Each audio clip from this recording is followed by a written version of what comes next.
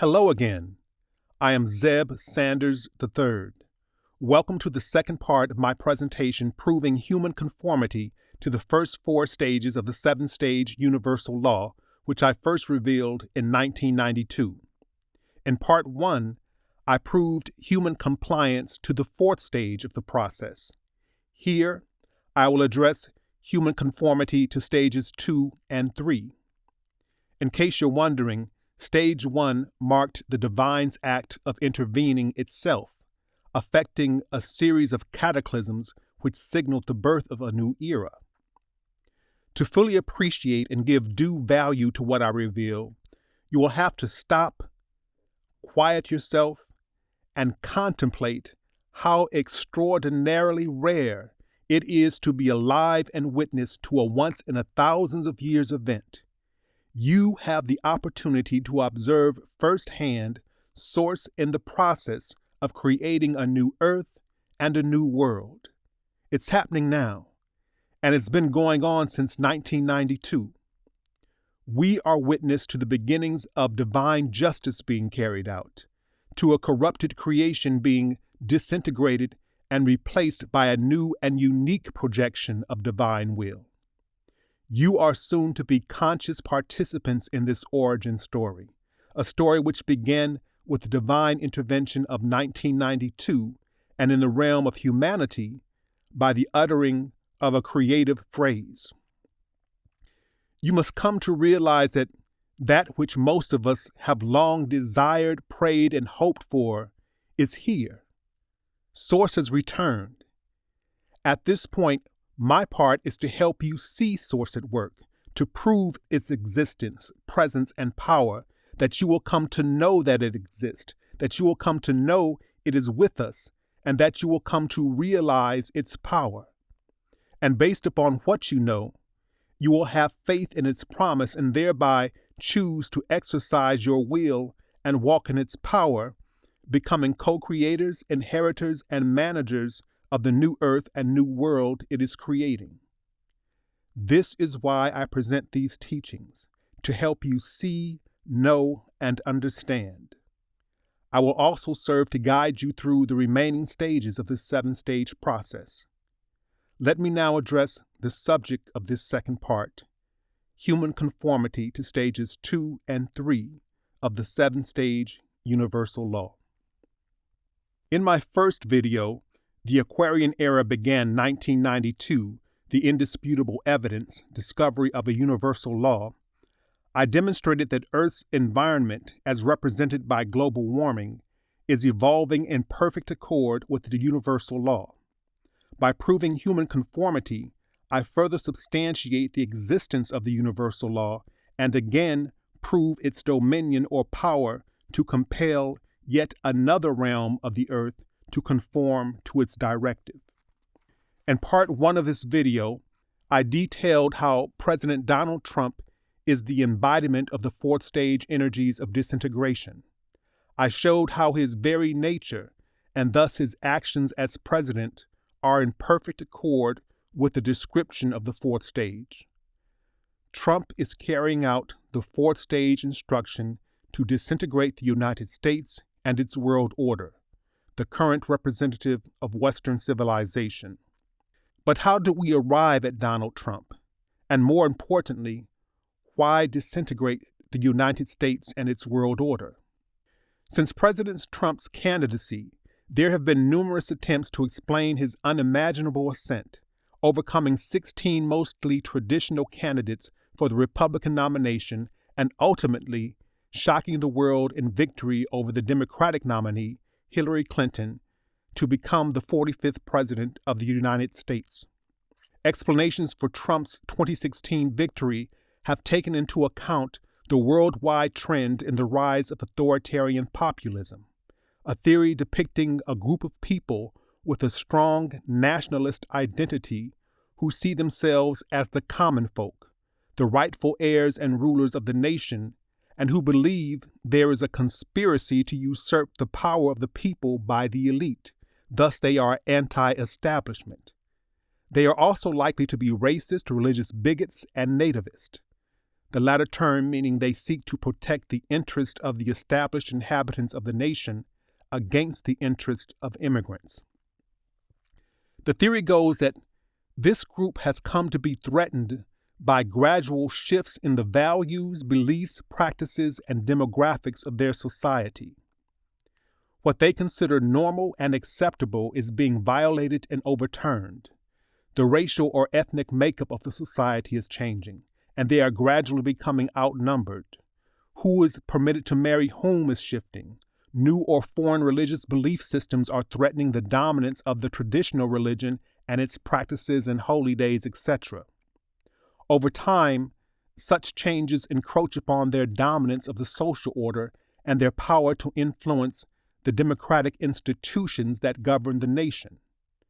To halt this transformation and to restore or conserve their superiority, they seek a strongman leader, a strongman who holds little regard for the democratic institutions they feel have allowed for such a drastic betrayal of their well-being.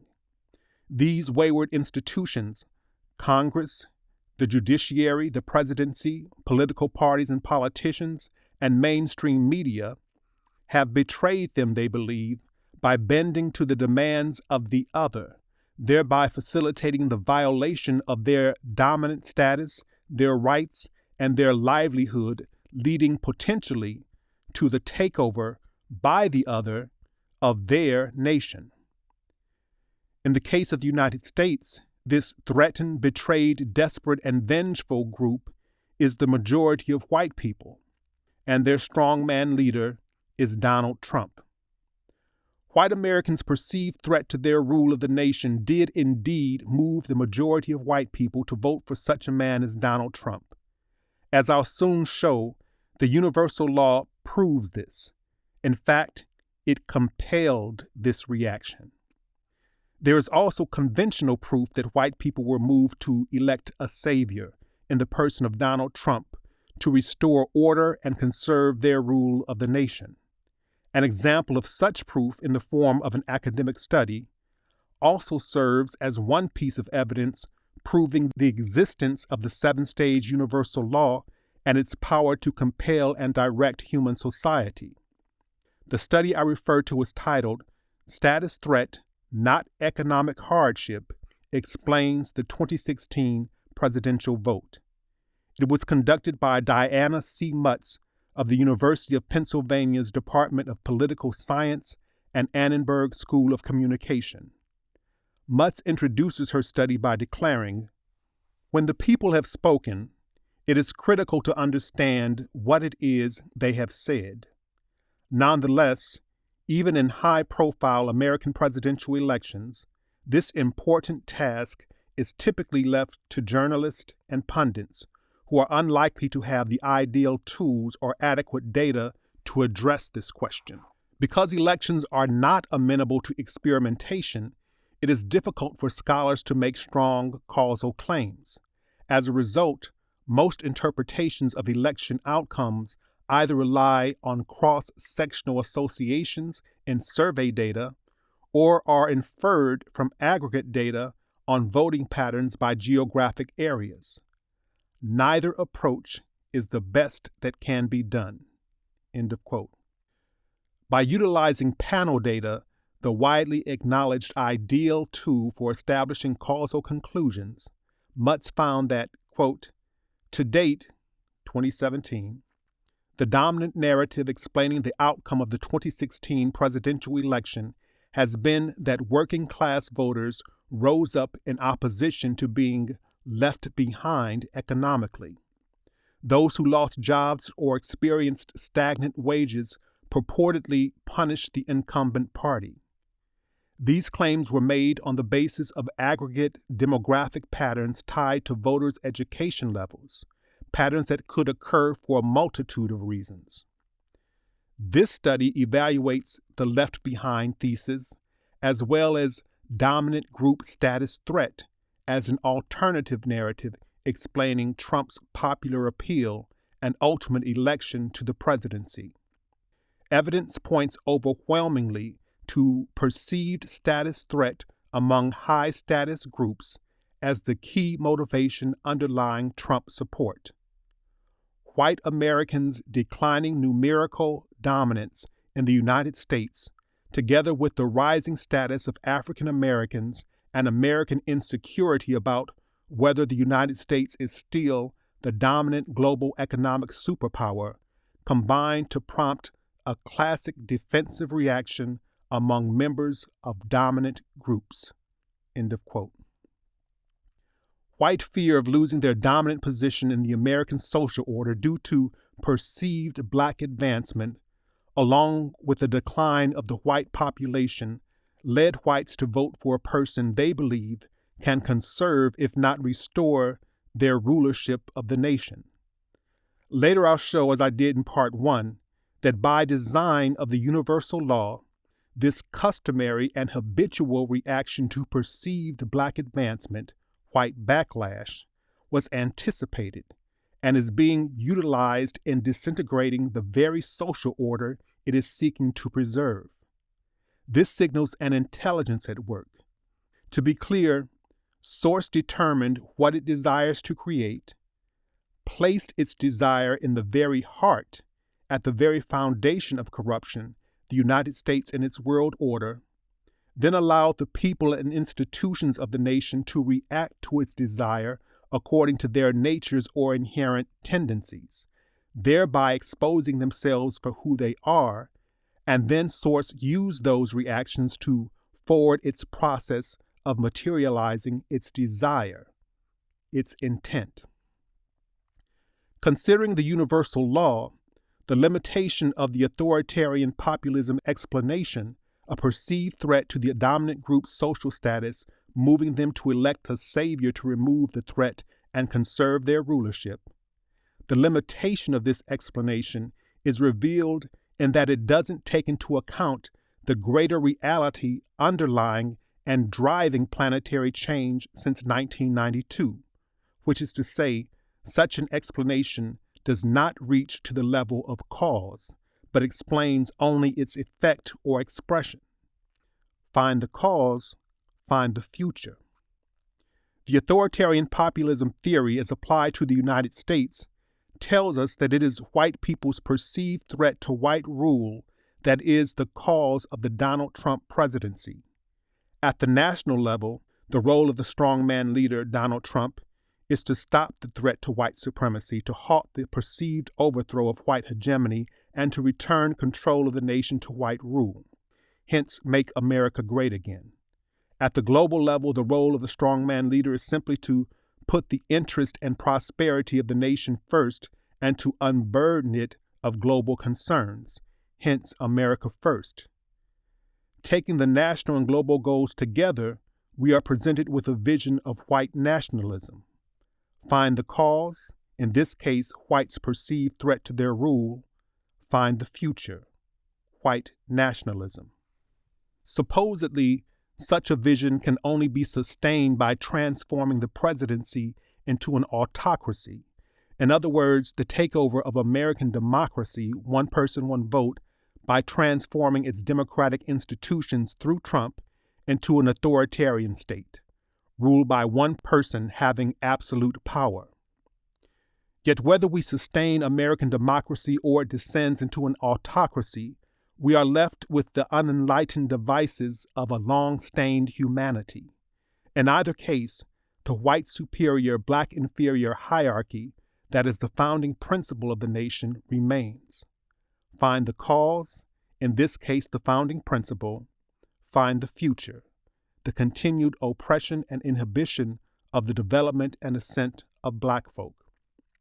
By contrast, when we look beyond the realm, understanding, and concoctions of humanity to the causal state, when we take into consideration what we know of Trump, that he is the human expression of the fourth stage of the seven-stage universal law, logic tells us to look past the motivations of humanity and to the preceding stages of the law to determine how we arrived at Trump, as well as to determine what necessitates the disintegration of the United States and its world order. Find the cause, find the future.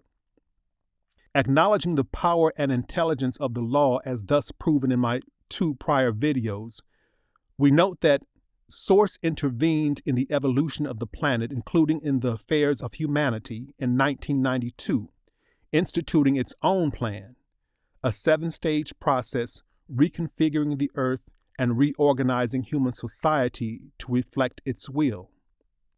Its intervention is the ultimate cause, and the 7-stage creative process its plan for change.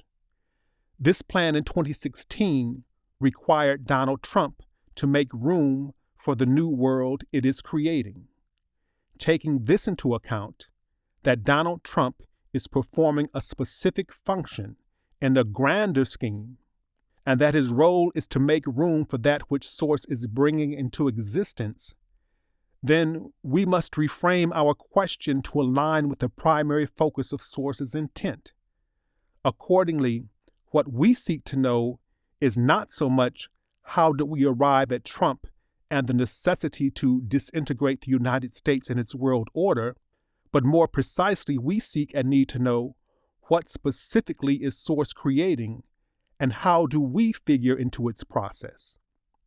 The answers to these questions place our focus where it should be, on the 7-stage universal law that is driving planetary transformation.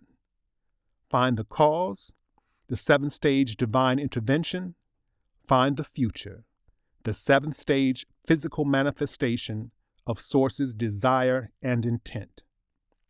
For the answer to our question, what specifically is Source creating and how do we figure into its process, we go to the 2nd stage of the 7-stage creation process, the stage of defining, the year 1998.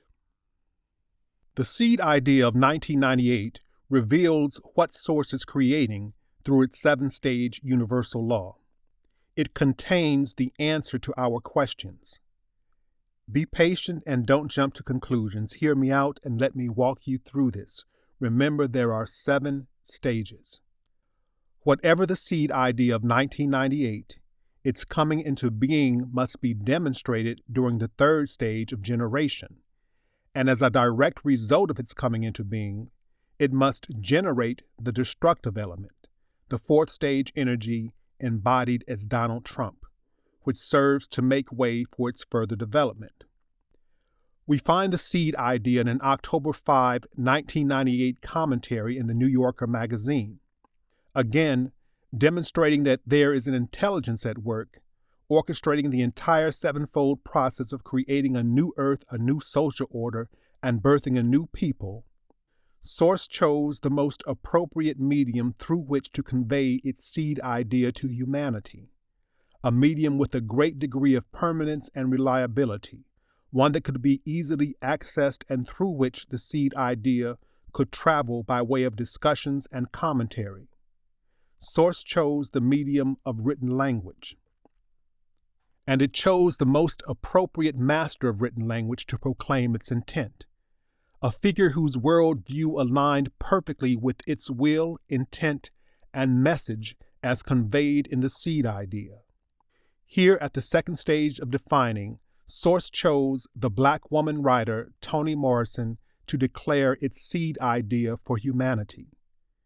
Morrison, a self-proclaimed Black woman writer who insisted on being identified as a Black woman writer, a Black woman writer whose principal concern was to write to and for Black people to participate in developing a canon of Black work, a Black woman writer who declared in an interview, quote, "It's very important to me that my work be African American. If it assimilates into a different or larger pool, so much the better, but I shouldn't be asked to do that." End of quote. A self-loving Black woman writer whose mastery of written language and whose commitment to telling Black stories to Black people moved 48 Black critics and Black writers in 1988 to call out the American literary establishment for not according Morrison's contribution to American letters its due value and recognition in the form of its highest honors, the National Book Award and the Pulitzer Prize. It is to this self-loving Black woman writer that the 48, with pride, respect, and appreciation, paid their public tribute, and for whom they demonstrated their highest esteem in the national edition of the January 24, 1988 New York Times. In that same year, 1988, Morrison would be awarded the Pulitzer Prize in Fiction for her novel Beloved. In 1993, this self-loving Black woman writer would be awarded the Nobel Prize in Literature, becoming only the 7th American-born writer, the first African-American writer, and the first Black woman of any nationality in any Nobel field chosen to receive the award since the inception of the prize in 1901. Her 1987 book, Beloved, for which she won the 1988 Pulitzer, in 2006 was voted the single best work of American fiction published in the last 25 years by 125 prominent writers, critics, editors, and other literary sages. Prophetically and instructively, it was through such a being as this, a highly distinguished, self-loving Black woman writer who made it known that she wrote first to and for Black people, that Source chose to relate its seed idea for humanity. A seed idea in the form of a phrase. This is our first Black president. In her October 5, 1998 commentary for the New Yorker magazine, Morrison writes of African American men seeing in the treatment of Bill Clinton, beginning with the Whitewater investigation of the Clintons, a measure of their own ill treatment by the agents, defenders, and institutions of what I term the white superior, Black inferior superstructure known as the United States. Ill treatment forever threatened by the continuing existence of the oppressive master-slave relationship expressed in the words of Morrison as, quote, "Unless you do as we say, that is, assimilate at once, your expletives belong to us," end of quote. African American men, according to Morrison, related to the cost incurred for stepping out of place, for forgetting their place in the white superior, Black inferior hierarchy, a cost incurred no matter their intelligence, gifts, mastery, or achievements. Seeing themselves in the treatment of Clinton, Morrison asserts, quote, "One heard the first murmurs, white skin notwithstanding. This is our first Black president," end of quote. Though Morrison was comparing the treatment of Clinton to that of African American men, and did not intend that Clinton was Black or the first Black president, her comparison would be taken out of context, as she and others would later explain, and the misconception that Clinton is our first Black president took root and began to spread. The actual seed idea, "This is our first Black president," was thereby propelled toward its third stage manifestation through its association with President Bill Clinton. The misconception that Clinton is our first Black president was lauded in some circles and criticized and denounced in others. Yet through both and other reactions and responses to the misconception, the actual seed idea, "This is our first Black president," was rooted and for years spread. In 2004, during the third stage of the 7-stage intervention, the stage of generation, a largely unknown Illinois state senator seeking to become a U.S. senator, Barack Hussein Obama, a Black man, delivered the keynote address for the Democratic National Convention. Based upon that speech, some were already crowning him America's first Black president, and many sought to learn all they could about this magnificent presence, belatedly boosting sales of his 1995 memoir, Dreams from My Father, to bestseller status. 2 years after winning election to the U.S. Senate and following a trip to his father's homeland, Kenya, Obama published his second book, 2006's The Audacity of Hope, which became an instant bestseller. 2007, at the old state capitol in Springfield, Illinois, where the 16th President of the United States, Abraham Lincoln, had once served as a legislator, U.S. Senator Obama announced his candidacy for the Democratic Party's nomination for President of the United States. he would win the nomination and in 2008, the presidency, becoming the 44th President of the United States, but most significantly, our first Black president on January 20, 2009. Obama would serve 2 terms as head of state from 2009 to 2017, at which point he would hand the mantle of leadership to the 2016 president-elect, who would then become the 45th President of the United States, Donald Trump. This narrative demonstrates a logical progression from the second stage seed idea, "This is our first Black president," which through a sequence of events gradually materializes into its third stage physical representation, the first Black president, Barack Obama, who would be succeeded in office by 2016 president-elect and embodiment of the fourth stage energies, Donald Trump. Moreover, this logical progression aligns to the dates of the second and fourth stages of the 7-stage process of creation. 1998, the emergence of the seed idea, and 2016, the crisis point, the point of disintegration and transition. Here we have a very clear indication that human society, like global warming, is conforming to the first 4 stages of the 7-stage universal law.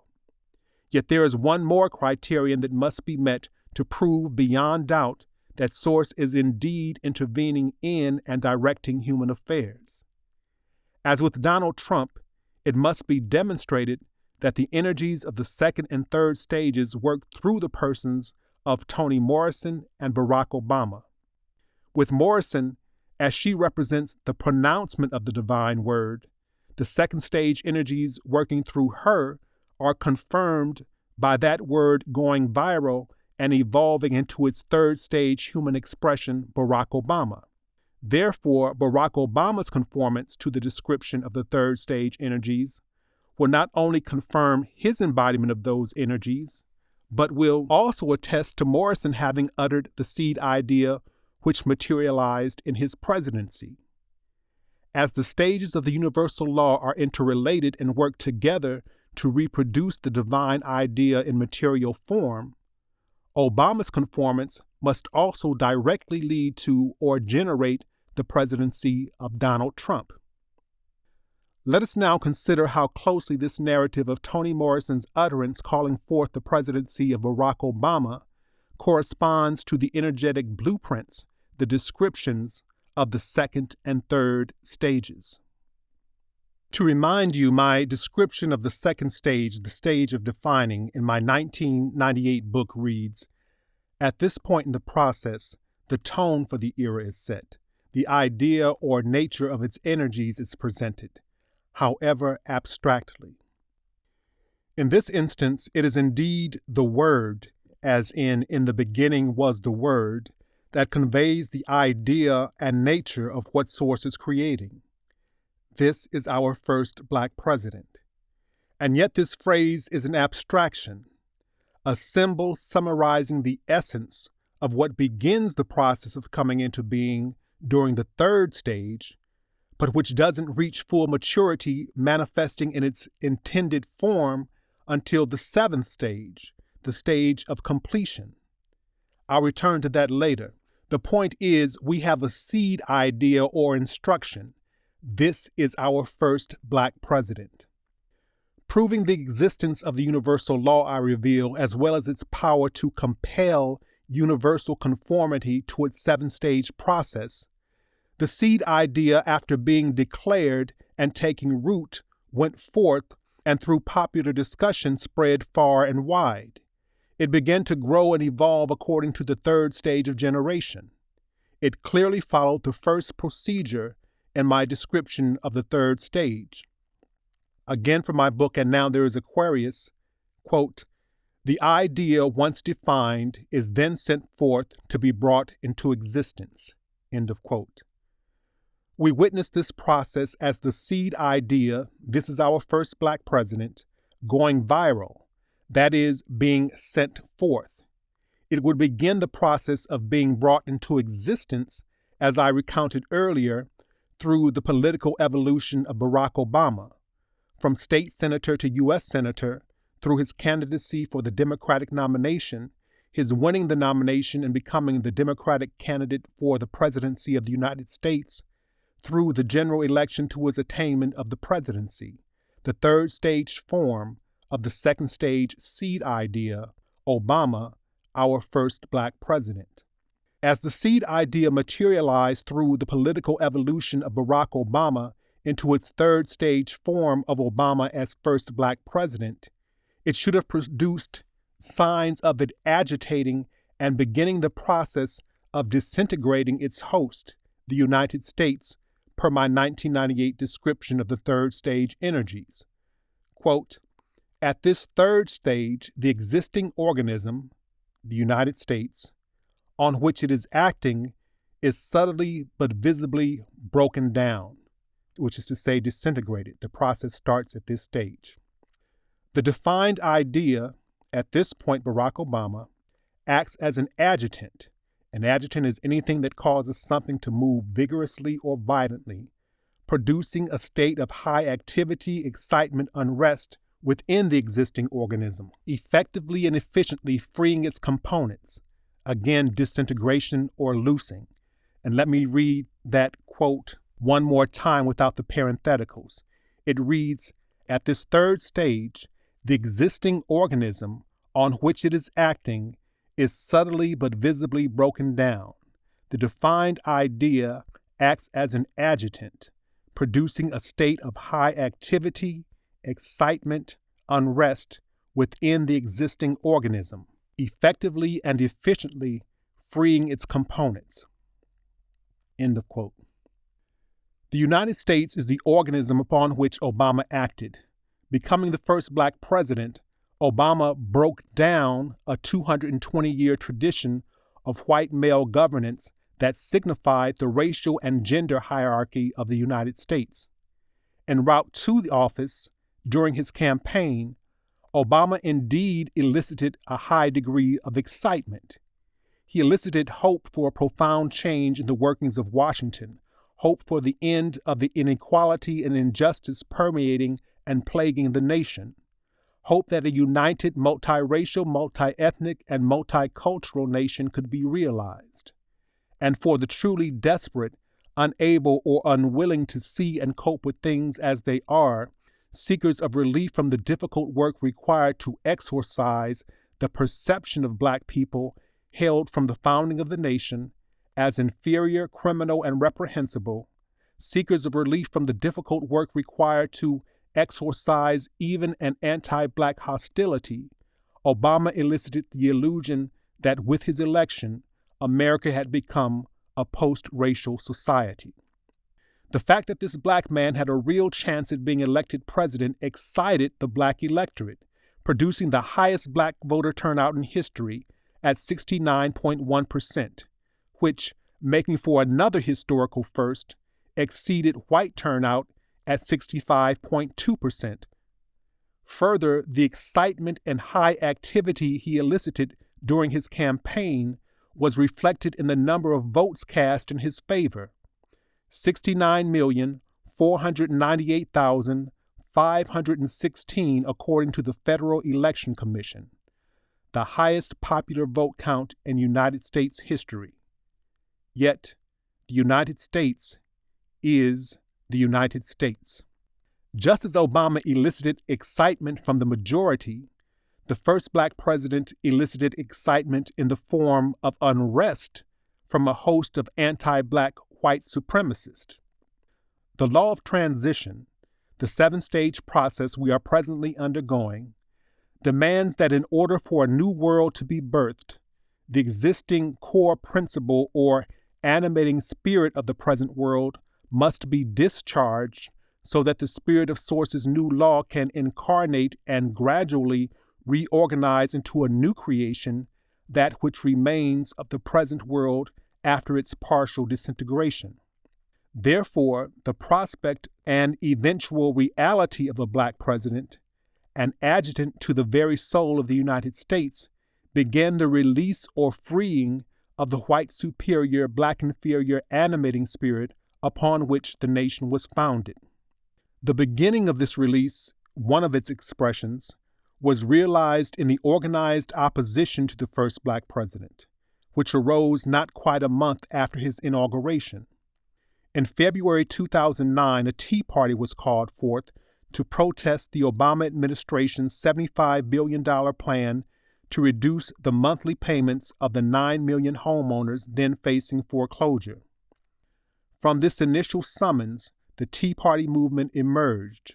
Its motivations appeared twofold. On the one hand, they claimed they organized to oppose President Obama's economic policies.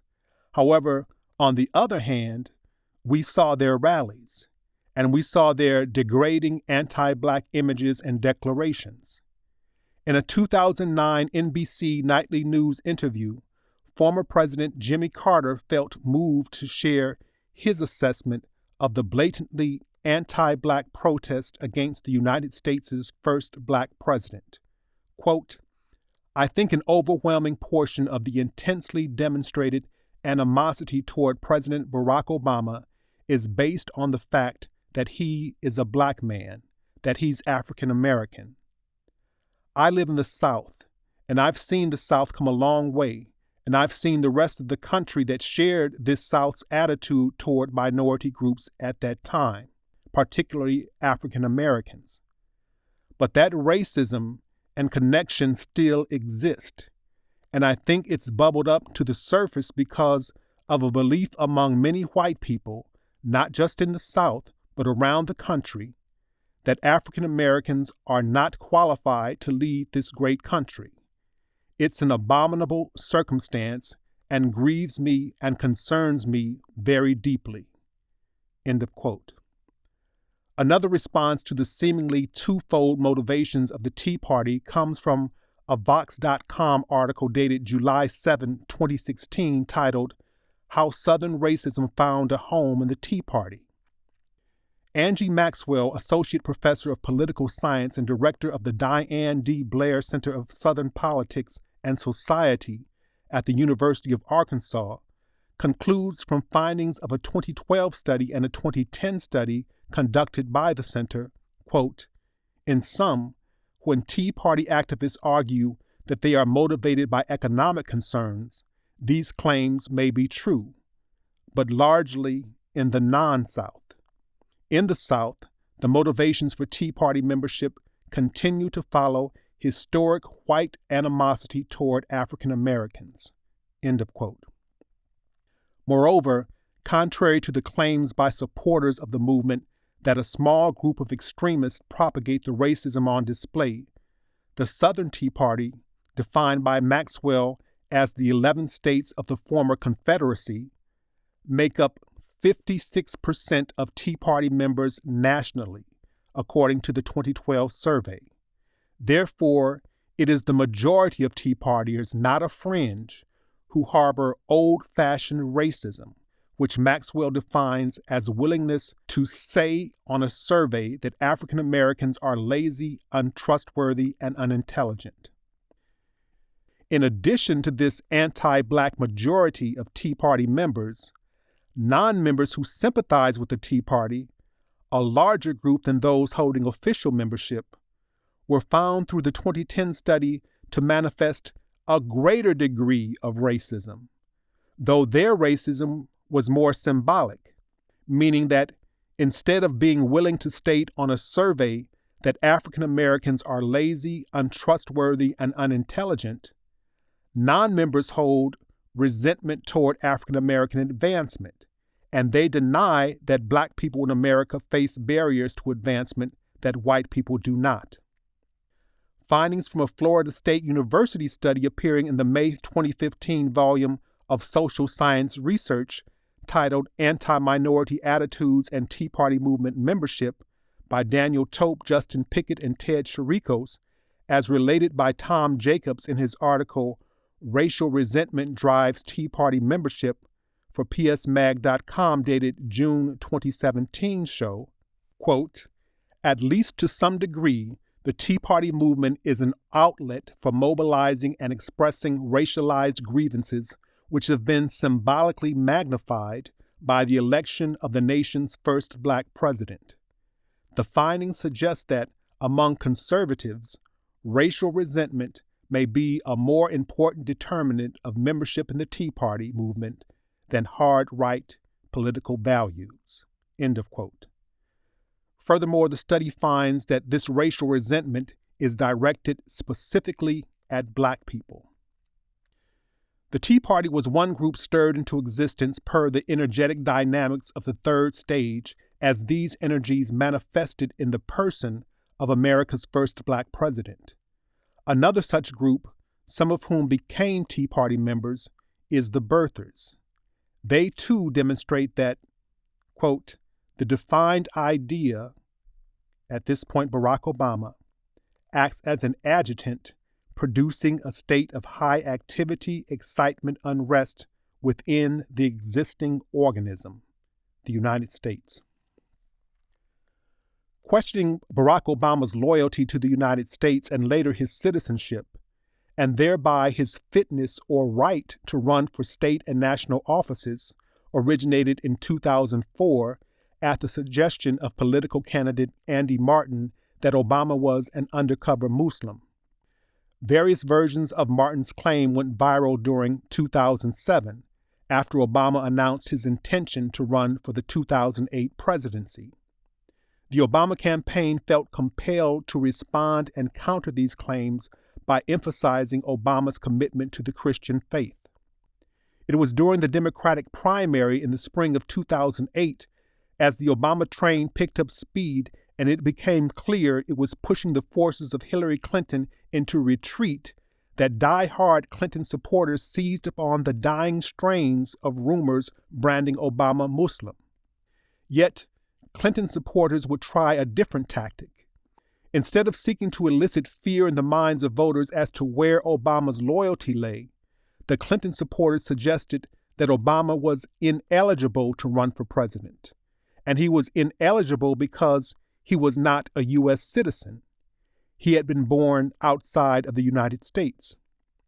Though Clinton nor her campaign have been found to participate in the propaganda, these Clinton supporters began circulating their claim through chains of anonymous emails. Soon facing John McCain in the general election, conservative blogs picked up the rumor. Again, Obama was compelled to prove himself, this time as an American by birth. One source claims it was National Review conservative blogger Jim Garrity who, after disproving several conspiracy theories promoted by fellow conservatives, requested of the Obama campaign that it release his birth certificate to quell suspicions and accusations that he is not a U.S. citizen and that his middle name is not Mohammed. However, another source states that the release of Obama's certificate was due to many inquiries from reporters.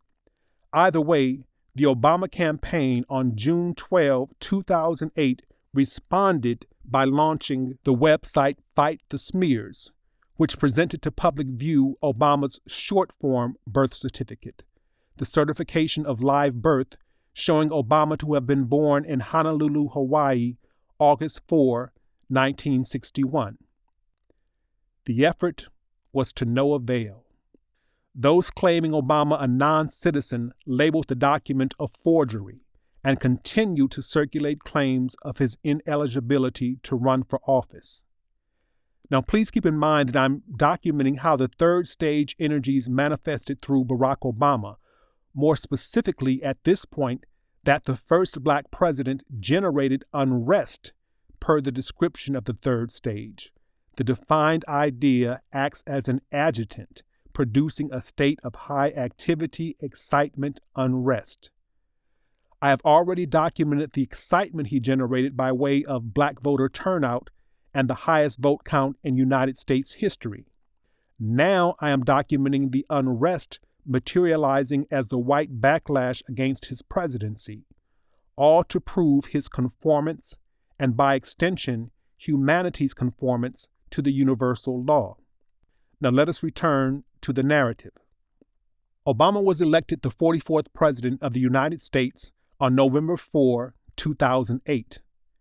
Though Obama's original birth certificate on file with the Hawaii State Department of Health was verified by Hawaii's then director of the Department of Health, its then head of vital statistics, as well as the then Hawaii Governor Linda Lingo in October 2008, by spring 2009, the blogs and chain emails resumed. In May of that year, a request was made for the long form of Obama's birth certificate, listing hospital and physician. But due to state law, the state of Hawaii does not permit the long form to be released or photocopied, not even to the person whose birth it documents. Obama could view it, but he could not release it to the public. By the beginning of 2011, this rumor of ineligibility had permeated the Republican electorate. A public policy polling survey published February 15, 2011, found that, quote, a 51% majority of national GOP primary voters erroneously think President Obama was not born in the United States, end of quote. The president of public policy polling concluded, quote, any thought that the birther theory has been put to rest can be thrown out the window with this poll. That view is still widely held in Republican circles, end of quote. It is at this point, in the early part of 2011, that Donald Trump enters the picture. Recall that my task is to demonstrate that the energies of the third stage work through Obama, causing him to conform to the description of that stage. By proving Obama's conformance, I also prove that the second stage energies work through Toni Morrison to produce the seed idea, which materialized in its third stage form as the Obama presidency. Moreover, as the stages of the seven-stage universal law work toward creating and evolving the second stage seed idea into its seventh stage form, there must be proof of Obama's conformance generating the presidency of Donald Trump. So I must establish a direct link between Toni Morrison, Obama, and Trump, the human representatives of the second, third, and fourth stages, respectively. Earlier, I showed the third stage confirms the existence of the second stage seed idea. In my book, And Now There Is Aquarius, I write, quote, the idea once defined is then sent forth to be brought into existence, end of quote. The idea once defined refers to the second stage, the stage of definition, at which point the seed idea is first presented. Is then sent forth would be expressed as the idea going viral, which it did, and it went viral in order to be brought into existence, which is to say, it went viral with an intent to acquire physical form, its third stage physical expression. Thus, this statement, the first sentence in the description of the third stage, the idea once defined is then sent forth to be brought into existence, denotes a transition from the second stage seed idea into its third stage physical expression. Toni Morrison's utterance of "This is our first Black president" went viral and, in approximately 6 years' time, began to evolve into its third stage form, Barack Obama, our first Black president. This evolution occurred and is documented. What links the third and fourth stages is the process of disintegration. It is during the third stage that the disintegration of the United States begins, and it is at the fourth stage that the disintegration reaches its point of crisis, leading to a transition. Obama's election and the unrest it generates, third stage, begins the process of disintegration and over time builds up the disintegrative energies, the unrest, which reached the beginning of crisis in the election of Donald Trump, the embodiment of the fourth stage energies. That the third stage begins the process of disintegration and ramps it up is expressed in the opening line of the second paragraph describing the third stage energies, as well as in the last sentence of the description. They read, quote, At this third stage, the existing organism, the United States, on which it is acting is subtly but visibly broken down, disintegrating. The defined idea, Barack Obama, acts as an adjutant, anything that causes something to move vigorously or violently. Within the existing organism, the United States, effectively and efficiently freeing its components, disintegrating or loosing. Now let me read that again without the parentheticals. At this third stage, the existing organism on which it is acting is subtly but visibly broken down. The defined idea acts as an adjutant within the existing organism, effectively and efficiently freeing its components. End of quote. To this point, I have been documenting this third stage process of disintegration. In part one of this video, I documented Trump being the embodiment of the fourth stage energies of disintegration. I have thusly demonstrated disintegration at both stages.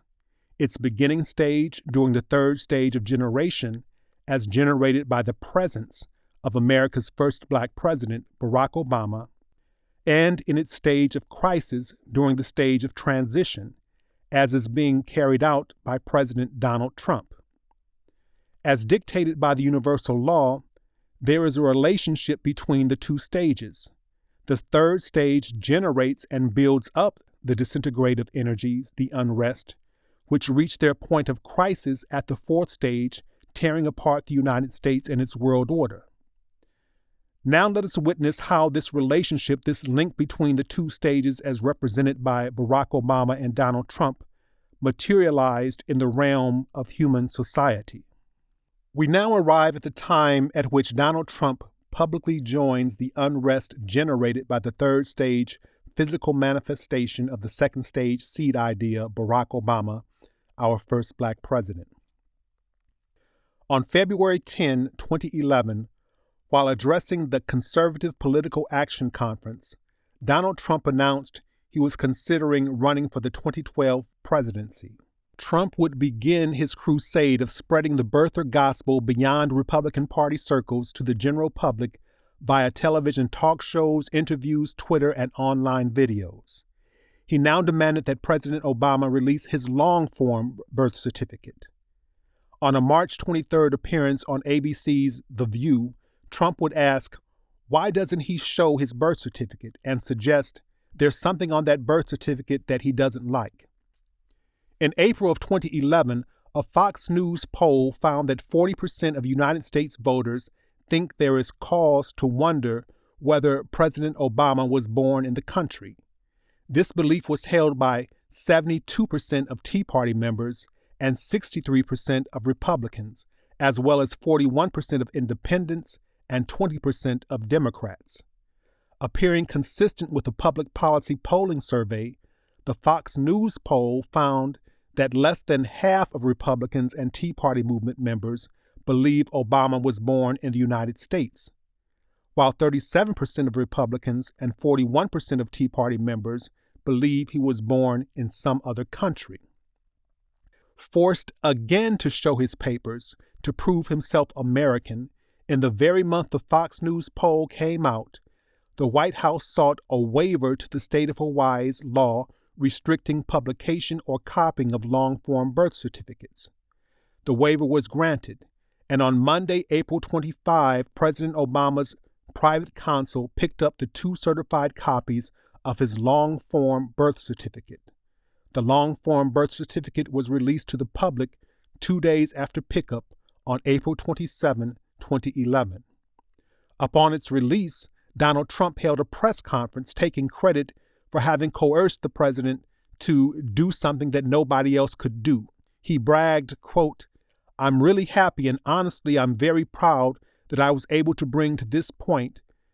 Nobody else was. The Clintons during their campaign weren't. All of the other people that talked about it for years weren't. I'm really honored by this." End of quote. Nonetheless, this was not enough for Trump. As the press conference continued, a reporter asked Trump about his questioning of Obama's education credentials. The reporter inquired if Trump would now put these issues aside and accept that Mr. Obama is who he says he is, to which Trump emphatically interjected no. Trump replied by deploying another fabrication complete with a request of records. Quote, "The word is, according to what I've read, that he was a terrible student when he went to Occidental. He then gets to Columbia. He then gets to Harvard. I heard at Columbia he wasn't a very good student. He then gets to Harvard. How do you get into Harvard if you're not a good student? Now, maybe that's right or maybe it's wrong, but I don't know why he doesn't release his records. Why doesn't he release his Occidental records?" End of quote.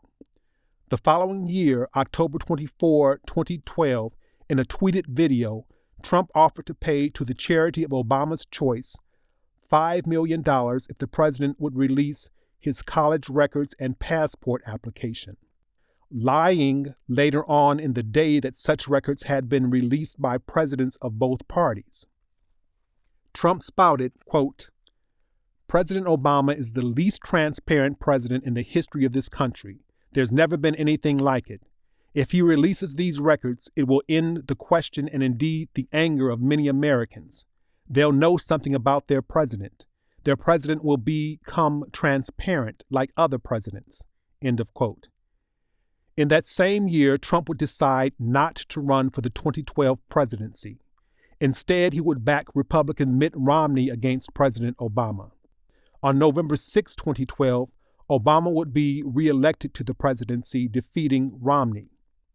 "As soon as the loss took place," said Trump in a January 18, 2017 Washington Post article, he decided, quote, "I'm going to run next time," end of quote. He immediately went to work on a campaign slogan. Days later, he would trademark the phrase, "Make America Great Again," a phrase that elicits returning the nation to its proper order, with whites in dominion at the top of the social hierarchy and blacks situated at the bottom. The indignity imposed upon President Obama to show his papers, to prove himself authorized to journey into a space that until his advent had been reserved for white men, harkens to the days of enslavement when black people were required to present notes or travel papers from their owners, giving them permission to be out on the road away from labor and the plantation. This humiliation of the first black president is characteristic of the nation's history of white backlash against instances of black progress or achievement that contradict and thereby possess the ability to destroy the white superior, black inferior animating spirit that is the founding principle of the United States. Trump did not begin the birther movement, nor did he initiate its spread throughout the Republican Party. But being of like mind, he recognized and tapped into that vein of historic anti-black hatred and resentment coursing through and driving the Republican electorate, a hatred and resentment heightened and outraged by the election of a black man as president. Trump led the birther movement for 5 years. It was by this means and through this commitment that he earned his "put a black man in his place" cred, his primary credential, to which he would add derogatory characterizations of Mexicans and Muslims that would propel him past 16 contenders for the Republican nomination, most of whom held the conventional credentials expected of a candidate for the U.S. presidency, credentials that were no longer relevant to an enraged electorate who for 8 years endured the ultimate transgression and betrayal, a black man as head of the United States, black man at top. In short, the universal law demonstrates that the first black president loosed the white rage that propelled an anti-black white supremacist into the presidency. This direct link between Obama and Trump, between black achievement and white backlash, between the third and fourth stages of the universal law, was also found to exist through the panel study "Status Threat, Not Economic Hardship Explains the 2016 Presidential Vote." In identifying white people's perceived threat to their dominant status, the study's author, Diana C. Mutz of the University of Pennsylvania, argues, quote, "Contrary to one previous study, I do not find that the increased salience of immigration or that changing opinions on immigration fueled additional Trump support, although these surveys, as others, show that immigration views are correlated with racial animus and SDO, meaning social dominance orientation. Status threat is not the usual form of prejudice or stereotyping that involves looking down on outgroups who are perceived as inferior. Instead, it is born of a sense that the outgroup is doing too well and thus is a viable threat to one's own dominant group status. As a highly visible indicator of racial progress, a well-educated, Harvard law-trained African-American president is indeed threatening to dominant white status, whereas immigrants arriving with nothing but the clothes on their backs apparently are not. For a dominant group to be threatened by an outgroup, the outgroup needs to be perceived as powerful. A sense of threat is triggered by racial progress in a majority-minority America, an increasingly powerful country such as China, or an America that is no longer the dominant economic superpower. The rising sense of racial and global threat in the United States could not be more opportune for a candidate seeking to capitalize on status threat-based issues." End of quote. Donald Trump, by having led the anti-black white supremacist movement against the black presidency, by his vision and mission of restoring the power and status of white people, conserving the white superior, black inferior animating spirit of the nation as intimated in Make America Great Again, by his promise to refocus the attention and resources of America away from global and international concerns to the immediate concerns and sole well-being of the United States, furthered by his anti-Mexican immigrant and anti-Muslim policy guarantees, earned the support and vote of 54 or 58% of the white electorate, according to the Pew Research Center and the Edison Research for the National Election Pool, respectively. Again, the election of Trump was necessary. In fact, it was compelled. His unique, strange presidency, when placed into the actual context that called it into existence, the seven-stage divine intervention, evidences the work and power of a supreme intelligence, an intelligence utilizing the traditional reaction of white backlash against black achievement and perceived black progress to take apart the very thing outraged whites seek to conserve, a corrupted nation built upon the founding principle of white supremacy, black inferiority, the disintegration of which makes way for the new nation source is creating through its seven-stage process. My task was to demonstrate that Toni Morrison's utterance, "This is our first black president," generated the presidency of Barack Obama, which in turn generated the presidency of Donald Trump. I was to do so by illustrating that Barack Obama's candidacy and presidency conformed to the description of the third stage, thereby proving a direct relationship between his presidency and Morrison's utterance, as well as his presidency and the presidency of Donald Trump.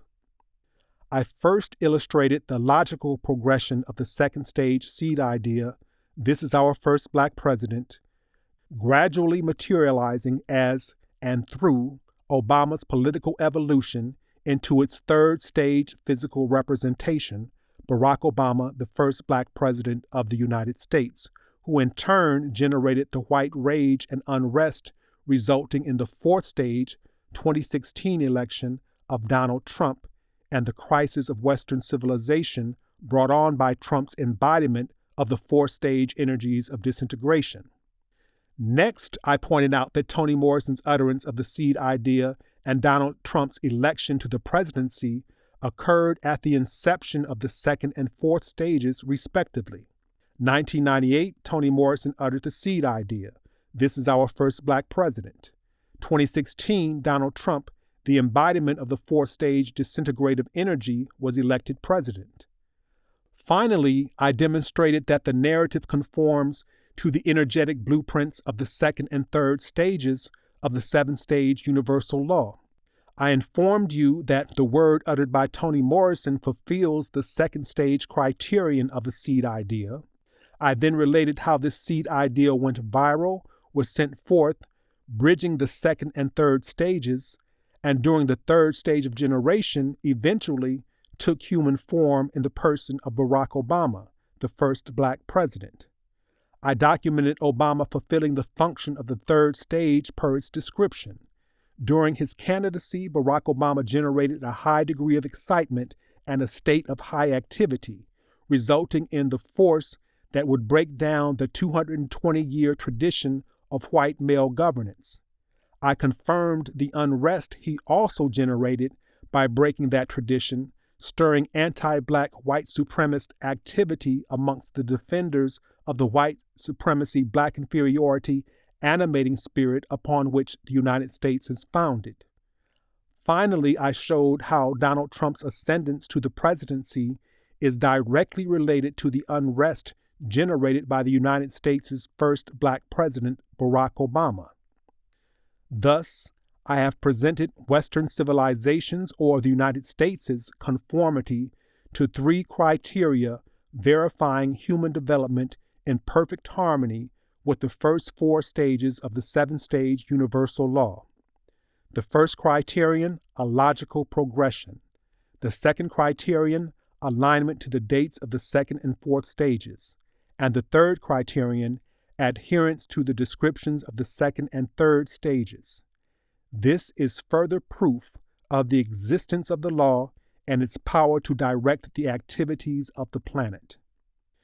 The intent to create a specific thing, as signified by the seed idea, to create the conditions necessary for its development and realization, as signified by the seven-stage creation process, as well as the selection of specific people to embody the functions necessary to move the process forward to its completion, indicate the presence of an all-powerful intelligence, an intelligence capable of compelling the globe to warm and human society to transform in accord with its seven-stage law of transition and creation. This is a divine intervention. This is the work of the omnipotent and omniscient source of all that is. Can you see this? We are now halfway through the fourth stage. At this point in the seven-stage process of creation, it is required that you be made aware of the divine intervention and your place in it, because you are soon to become conscious participants. That is why I provide this instruction. That is why I ask that you help me to spread this word. As I close, I have decided not to follow the itinerary I spoke of in part 1. There I said that part 2 would consist of what I have just shared with you, and that in part 3, I would reveal what we must do now in order to work with Source, as well as reveal the ultimate expression of Source's intent, the seventh stage realization of the second stage seed idea. Rather than wait, I will perform these tasks now. First, I will reveal the full significance and ultimate expression of the seed idea.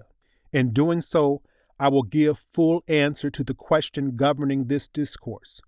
What specifically is Source creating and how do we figure into its process? Second, I will share with you a task we are to perform according to the law that will make possible the full expression of the seed idea and the birth of the new world. As we have witnessed, Source utilizes specific people to carry out the particular functions necessary for materializing its will. In addition to the new earth and new world Source is creating, it will also birth a new people to lead and care for its new creations. This peculiar people is signified by the second stage seed idea, this is our first black president. In its earliest phase of development, the third stage of generation, the seed idea materialized in the form of Barack Obama, the United States' first black president. This was a literal manifestation. However, recall that the second stage seed idea is a model, an abstraction that symbolizes the essence of what is to materialize in its most refined form At the seventh stage, find the cause, find the future. This essence takes on different forms according to its stage in the process. In its latter, most refined and complete form, its seventh stage manifestation, it does not materialize as a person, but as a people. In my 2002 book, When Jesus' Kingdom Came, I revealed this people. Quote, "The new time, which began in 1992 with a series of top-of-class cataclysms, natural disasters, serving to announce the rift or break in the continuum of time, brought with it a most significant response to the long-cried prayers of suffering, despair, and hope for deliverance of a people in a more desperate circumstance than that of Israel. For the source has seen fit to send forth in the winds of this disturbance a promise of redemption, a new covenant. The recipient of this new covenant is that group chosen by source to take upon itself the responsibility of caretaker of the planet and wayshower of its peoples. As Jesus' kingdom was first offered to the house of Israel, this new time is first offered to those known as the Black people of African ancestry. They are the chosen of the source to inherit this new earthly kingdom, this new heavenly time. To you, the Black people of African ancestry, note that this promise cannot be taken from you. But as with the house of Israel, you can refuse it, and it will be given to another nation bringing forth the fruits thereof. You refuse it by not acknowledging the source's offer. You forfeit it by not submitting to the conditions of inheritance. In your decision to commit to this marriage or not, you must consider that you aren't the only beneficiaries of this arrangement. For it is by you and you alone that at this time, during this period of existence, the greatest benefits and the most profound knowledge contained in and composing this period of time can be extracted from the opportunities it will present. You are uniquely suited to this task. It is only by you that the greatest good for all peoples can be obtained and ensured." End of quote. It is Black people of African ancestry, once enslaved, colonized, and to this day suppressed and oppressed by the regime of white supremacy, Black inferiority, whom Source has found worthy and deemed fit to lead and manage its new earth and new world.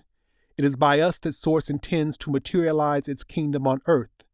It is by us that Source seeks to create a loving and just world, a clean, healthy, and rarefied earth that all may abound in its will and thrive. We are to be the perfection of Source's second stage intent. Find the cause. This is our first Black president. Find the future. Black leadership and caretaking of Source's kingdom. Obviously, there is a process we must undergo to attain this perfected state. To guide you through this process, the remaining 3.5 stages of the 7-stage universal law is my function. That's why I bring this instruction. For now, at this 4th stage, you must be made aware of our destiny. Finally, there is a task we must perform.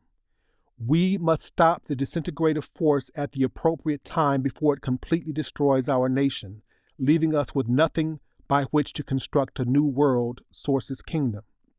Plainly speaking, Trump's first term must be his last term. By the end of his first term, he will have served his purpose. As you will see, this task is not rooted in politics, but in the universal law. Returning to the law as published 21 years ago in my book, And Now There is Aquarius, I warn at the 4th stage, quote, "This is the point of crisis, the point at which the disintegration process of the existing organism, the United States and its world order, reaches its climax, releasing the life force in a violent ejaculation resulting in the liberation of the constituent parts. The life force is actually only partially released. After the first ejaculation, Trump's election, the vibratory rate of the organism slows down, the initial outburst having served to awaken the organism. Then there is a second surge in the vibratory rate, Trump's candidacy for re-election, with the organism conscious of the impending release of the life force. It is at this point that the ejaculation must be arrested, stopped, for if it is not, then the result will be the complete disintegration, obliteration of the organism. End of quote. The first ejaculation or initial outburst I explained in part 1 as the election of Trump, which awakened many to the impending destruction of the United States and its world order. As I warned, after this initial outburst, signaling Trump's first election and first term, a, quote, second surge in the vibratory rate with the organism, citizens of the United States and the world, conscious of the impending release of the life force. It is at this point that the ejaculation must be arrested, stopped. End of quote. The second surge is the buildup to his reelection. At this point, we have realized the havoc Trump has created, is creating, and will create within the nation and across the globe. The law warns us that, quote, it is at this point, end of quote, at the end of his first term, that Trump must be stopped. He must not be reelected, for if he gets a second term with his innate destructive tendency, the United States and the American world order will be no more, and we will have lost our opportunity for rebirth, a reorganization of society in accord with the will of Source. Trump must not be reelected. That is our first order of business, to vote him out of office. Additionally, we can't afford to elect a candidate to return us to the pre-Trump era United States. Remember, this is a transition period where the old is discarded to make way for the new. The planet is transitioning from one age into another unique period of time, and we are to create a new social order to complement it. Therefore, we must make a grand change. We must elect a candidate with a truly unique vision, one who is not a centrist or moderate. It is not the time for that. Do not let this opportunity to align with Source pass. We must do all in our power to ensure that a progressive wins the general election, that he or she beats Trump. In closing, I have presented the evidence proving human conformity to stages 2 and 3 of the 7-stage universal law. In part 1, I presented the evidence of human conformity to stage 4. Thereby, I have again substantiated the law's existence and dominion over the earth. I have demonstrated the presence of an intelligence orchestrating the entire process. In 1992, Source intervened in the evolution of the planet and in the affairs of humanity. Its purpose is to recreate the planet and to reorganize the world so that humanity embodies its law and order. To do so, it is cleansing the earth, manipulating the weather, changing climates, and reconfiguring land masses. To do so, it has chosen specific actors to fulfill specific functions.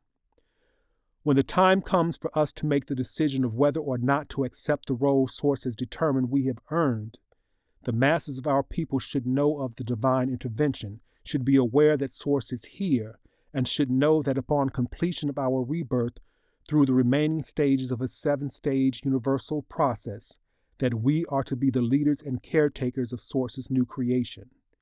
It is during the remaining years of this 4th stage that they must be made aware. That is why I'm offering proof of the divine intervention, and I'm spreading this proof far and wide. But I cannot do it alone. We need your help.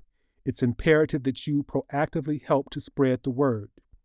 As I explained in my 5-minute video, I know this material for some is dense, yet I'm laying a foundation upon which to build a new civilization.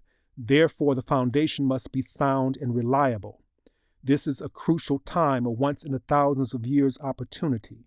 This is the time our ancestors sought, prayed, and strove for. This is the time we have yearned for. You must recognize it. You must acknowledge it. You must be ready to move with it. Study the material I've provided. Form study groups if that will help. And by all means, spread the word.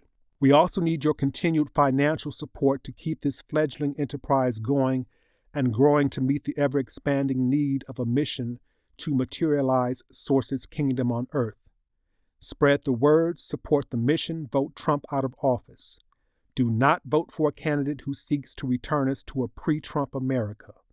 Vote for a candidate with a unique vision so that when our time comes, we have a basis born of the new era emerging that may need to be tweaked, but upon which we can co-create with Source a new, divinely guided, blessed, and secured civilization.